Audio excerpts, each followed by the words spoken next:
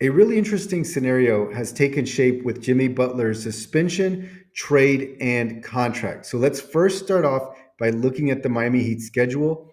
Yesterday, the Heat played the 76ers at 7:30 Eastern Time, and that's right here on the calendar. We can see on February 5th, they had this game. Keep in mind that this is Eastern Time. This would be 6:30 Central Time. The reason that is relevant is because at 7:14, I think Central Time, Shams tweeted that Jimmy Butler had been traded.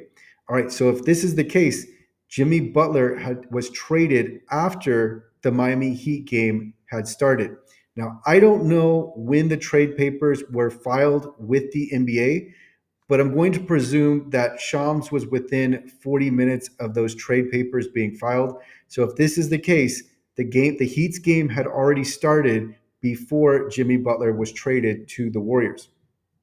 All right, so now what is also relevant is we have here this press release that the Miami Heat were suspending Jimmy Butler, and this is the indefinite suspension, where he was suspended for no fewer than 5 games. And what's notable, the suspension is, quote, is due to a continued pattern of disregard of team rules, engaging in conduct detrimental to the team, and intentionally withholding services. The reason I bring this up is what I'm tabbing to now. We have a Miami Herald article which states that Butler's first 2 suspensions were deemed as punishments for, quote, conduct detrimental to the team, which comes at a cost of $336,543 per game.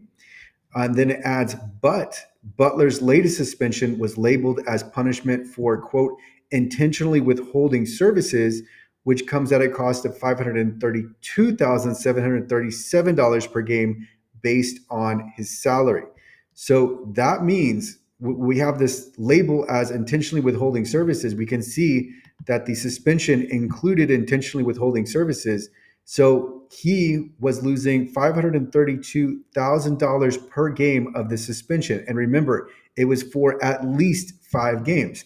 All right, so let's go over to the Miami Heat schedule and we look, and he was suspended ahead of this Orlando Magic game. So here we have the Magic 1, Cavaliers 2, Spurs 3, Bulls 4, and then tonight's game or yesterday's game against the Sixers would have been the 5th game of this suspension. So if he's counted as suspended for this 76ers game, then he just lost over $532,000 for this game. So it depends on the timing of the trade.